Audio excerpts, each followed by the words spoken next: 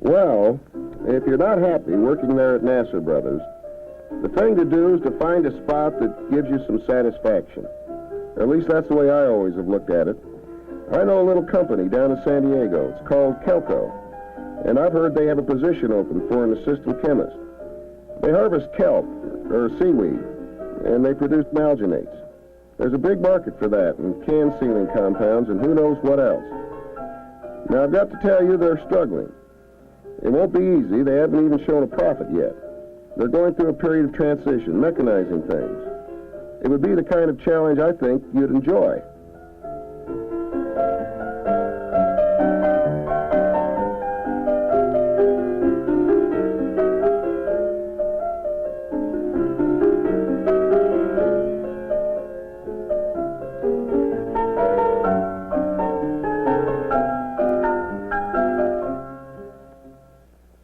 The country was roaring its way through the most incredible decade of transition we'd ever experienced.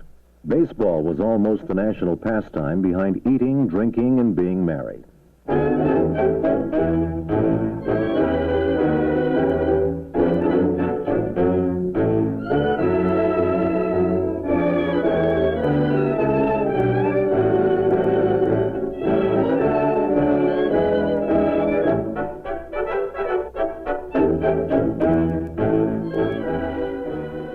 Every cloud had a silver lining, and under a sunny San Diego sky in 1926, a dapper English gentleman named Fred Curtis Thornley was personally supervising construction of a new plant and dock for Thornley and Company. In his pocket, a contract from American Can Company and an application for a United States letters patent covering processes of preparing alginic acid and compounds thereof. Chemists at American Can had discovered that algin was the perfect additive to control the viscosity of a compound used in the sealing of tin cans. A water-soluble gum called algin had been extracted from kelp nearly 50 years before, but can colloid, the can sealing compound, was the first use anyone had found for it in a commercial product. Beginning with a crude experimental plant, Thornley and Company went into business to bring in harvest from the California kelp beds, process the crop, and produce can colloid for the exclusive use of American Can. The seaweed harvest was to be brought in by hand and dried in the sun, and since there were so many sunny days in San Diego, the company forged ahead with bright prospects and broke ground for the new dock and plant.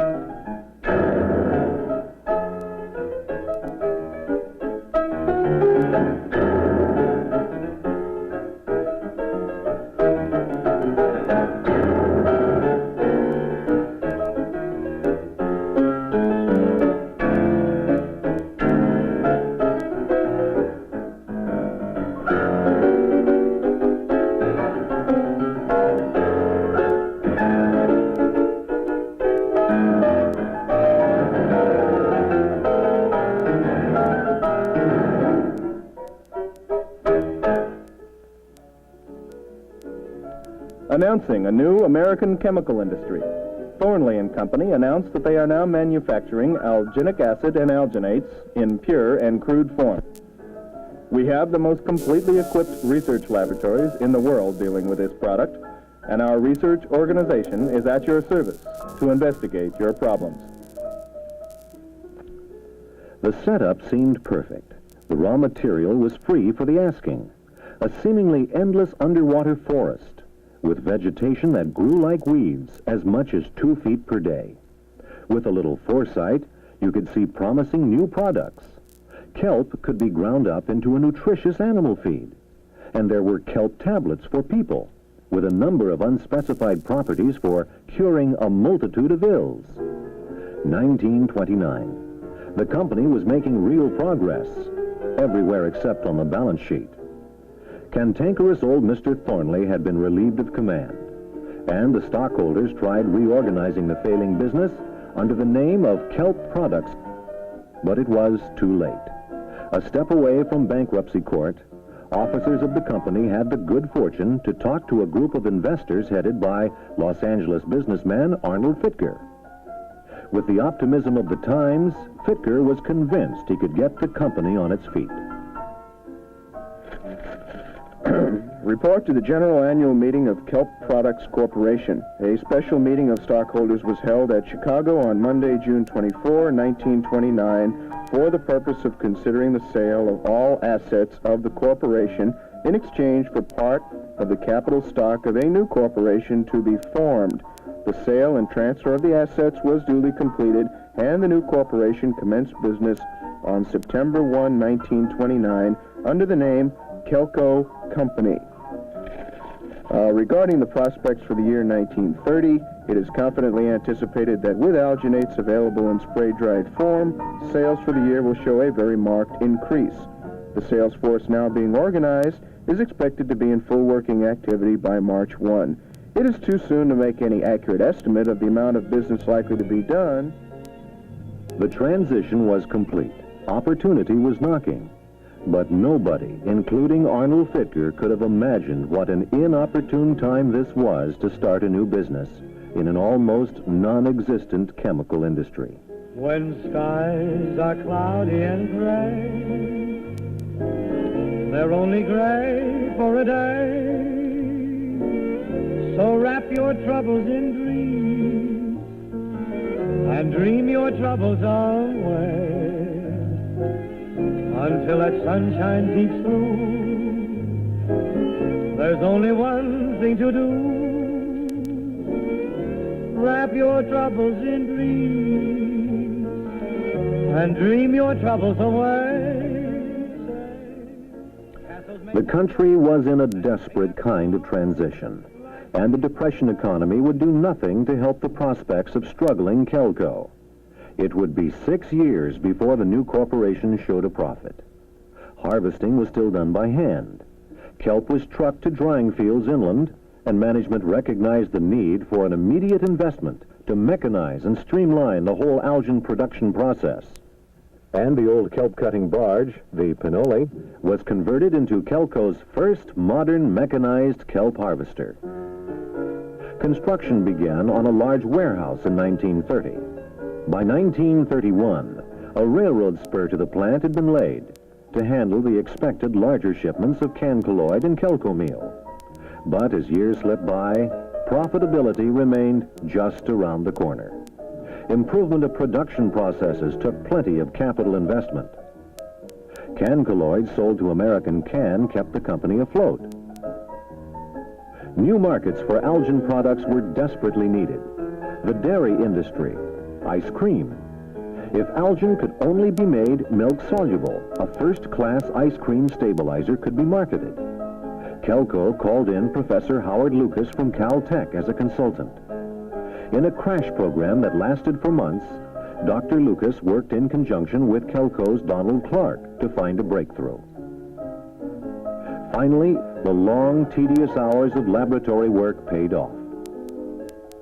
One formula tried phosphate buffers combined with sodium alginate, and the end result was the development of a product called Dairyloid for ice cream stabilization. The same milk-soluble algin was used in Cocoloid, an additive for the suspension of chocolate milk. But this was not the only significant contribution Dr. Lucas made to Kelco. Back in 1934, he heard about a job opening at the company for an assistant chemist. He'd had a student at Caltech who graduated with the class of 31. A bright fellow who Lucas thought would have gotten better grades if he'd paid less attention to playing basketball. But he was sure the young man was right for the Kelco job. His name? Leland D. Pratt. 4 decades later, Lee Pratt's hand would be on the rudder, guiding Kelco through the most important transition in the company's history. By 1935, Lee had moved up to production superintendent. 2 years later, Kelco began construction from the keel up of its first custom-made kelp harvester.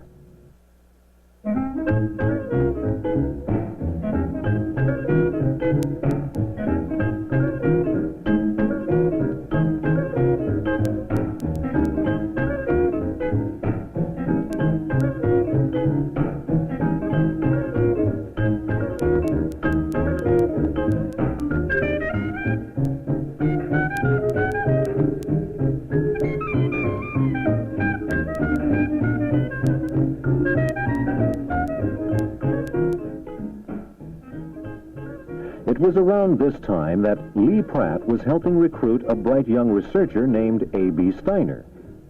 They even went swimming in the La Jolla surf. But Steiner declined the invitation to join Kelco. His reason? The place looked like a rundown shoe factory. By the late 1930s, the guys in the Los Angeles, Chicago, and New York sales offices were beating the bushes, and Dairy Lloyd and Cocoa Lloyd started gaining a foothold in the dairy industry. Doc Steiner had revised his opinion of the company, and Kelco was showing a steadily increasing profit. Before long, a practical gas dryer for kelp was perfected. The meager research staff assisted in production and sales. These were the years that saw the birth of product names and markets still with us today.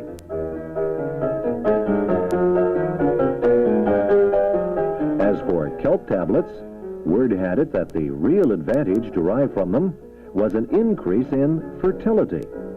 And the day after that information started circulating around the plant, 3 women quit. Research at several universities was sponsored by Kelco to uncover kelp's actual nutritional benefits. We don't know if anyone tried making a better ice cream without Dairy Lloyd, using milk from kelp-fed cows. But official results showed that kelp feeds and kelp tablets only offered trace minerals. Yet, as the story goes, Donald Clark steadfastly maintained he could walk through a field of livestock and pick out the ones being fed on kelp. And to prove his point, he did exactly that. When asked how he managed this remarkable feat, he replied that he detected the gleam in their eyes. Perhaps it was this gleam in the eye that gave kelp tablets their reputation as a fertility drug. Nevertheless, both Kelco meal and the tablets were eventually dropped in favor of more profitable products. And as the company and the nation moved into the 40s, sales of those products cracked the $1 million mark. For there's a change in the weather, there's a change in the sea. From now on there'll be a change in me. My walk will be different, my talk and my name. Nothing about me's gonna be the same. I'm gonna change my way of living. If that ain't enough, then I'll change the way I strut my stuff. Nobody wants you when you're old and gray. There'll be some changes. The war put some unusual restrictions on Kelco operations, but it also marched the company into yet another period of significant transition. The Navy was steaming into San Diego in a big way, virtually taking over the National City waterfront. Every movement of a kelp harvester in or out of the harbor had to have official clearance, and the Kelco headquarters building was moved up the bay by barge to its present location. Many raw materials were in short supply, and the war effort absorbed the nation's output of gelatin. Gelatin was the principal ice cream stabilizer at the time, but its use in explosives was more important. That left the market wide open for Dairy Lloyd, and Kelco's national sales organization started the big push. Kelco's first report to the War Production Board, showing sales of more than $1 million in Dairy Lloyd alone, and the dairy industry accounting for more than 2/3 of all production. In just 2 years, the number of employees had doubled to a workforce of 211 in 1942. After a decade of struggle, getting Kelco above water was a satisfying milestone for Arnold Fittger and those who hung on through the rough sailing of the early days. Plans for future expansion were being laid. Production and quality control, with the help of Lee Pratt's talents, were gearing up for volume production. Through the war years, the ice cream industry continued to dish up 2/3 of Kelco's sales and profits. Sodium alginates and other alginate markets were building. But the strategy for tomorrow had to include a transition into diversification. New products, new markets, but where and how? In the laboratories, they were burning the midnight oil. The World War II excess profits tax made it attractive to plow larger sums back into research. Finally, a chemical reaction that was worth a second look. It seemed that propylene oxide reacted well with wet alginic acid. A new three-man organic research section was set up to develop the new product, PGA, propylene glycol alginate. The first new PGA product in the hands of the Intercontinental Traveling Sales Force was Kelcoloid LVF, and it quickly found a market as a particularly effective stabilizer for French salad dressing. A whole line of Kelcoloid products followed, and so did Plant B, the new facility that would produce them. Moving into the job of production manager, Lee Pratt had his work cut out for him.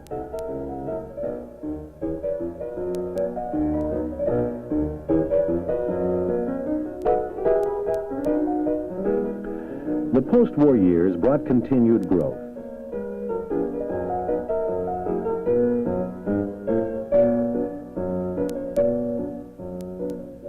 The big challenge at Kelco was discovering enough production capacity to supply all the new markets that kept popping up. Kids discovered their ice cream was getting soft. The textile industry discovered colors and patterns. Sex appeal was discovered as an abundant natural resource. And Kelco was about to discover the power of advertising in a big way. There are no books like a dame, and nothing looks like a dame. There are no drinks like a dame, and nothing thinks like a dame. Nothing acts like a dame, or attracts like a dame.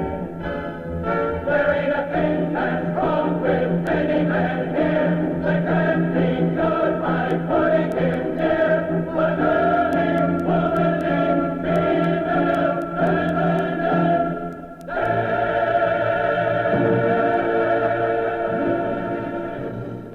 The country was making the transition into transistorized, televised, drive-in, drive-out, rock and roll 1950s culture. When the clock strikes 12, we'll cool off and start a rockin' around the clock again. We're gonna rock around the clock tonight. We're gonna rock, rock, rock till broad daylight. We're gonna rock around the clock tonight.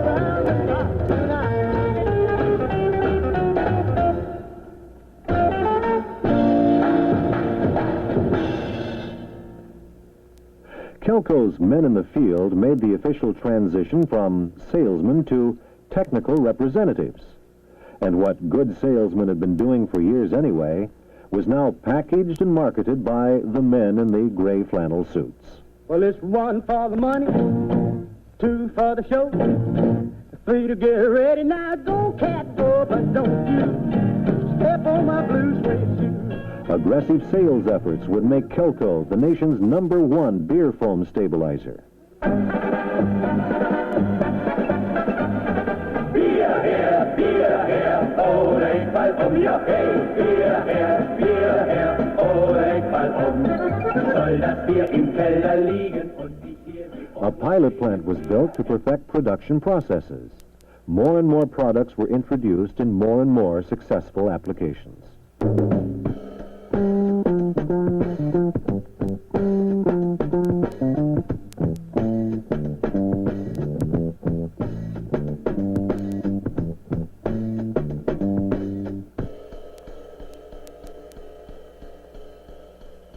The detective work begun in the 40s paid off in the 50s. Kelco made the transition into a diversified, multi-product, multi-market company. It was a decade of transition, too, for the career of Lee Pratt. He moved into the top management ranks in 1954 as Vice President of Production. And in 1958, Lee was named Executive Vice President. It was in the late 50s that research moved into a brand spanking new 10,000 square foot laboratory facility. Research was working hand in hand with marketing, and the product development group was formally split into food and industrial sections. But something else was cooking in the test tubes. New water-soluble gums were being developed by fermentation. Then the U.S. Department of Agriculture lab back in Peoria sent along a sample of the microorganism Xanthomonas campestris, from which would be derived a revolutionary new biogum. Within a few months, a special biochemical section was set up to investigate the potential of this amazing gum, and work began on a fermentation pilot plant.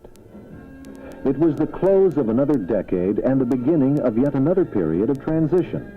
It was the dawning of the space age, the under-30 age, the turned-on, tuned-in age, the electric-powered, solid-state, integrated circuit, electronic age for everything from rockets to rock bands. This is the dawning of the age of Aquarius, the age of Aquarius.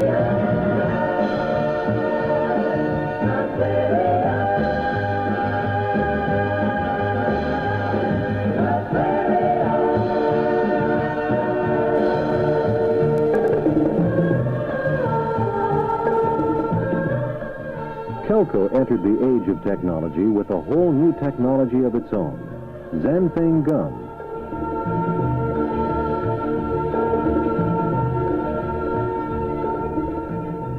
The first biogum product, Kelzan, was introduced as an industrial additive. And soon, sales expanded into numerous industrial markets.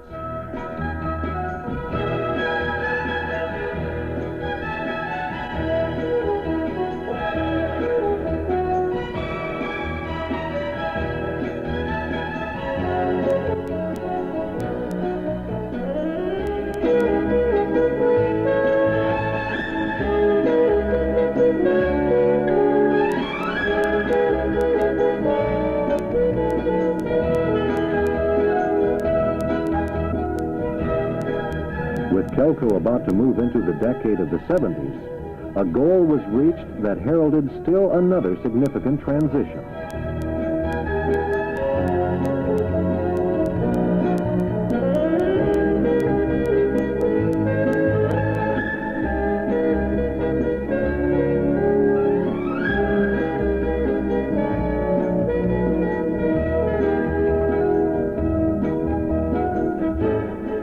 The FDA had approved the use of xanthane gum in foods for human consumption.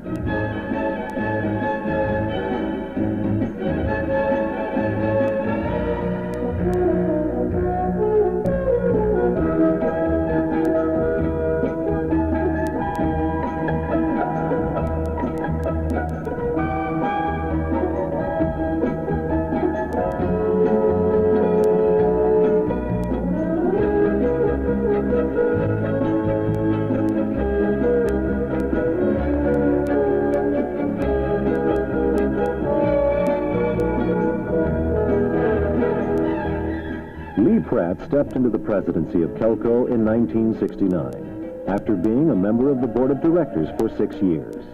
And it was Lee, with 4 decades of knowledge and experience behind him, who would now lead Kelco through the most important transition in its history: acquisition by Merck & Company.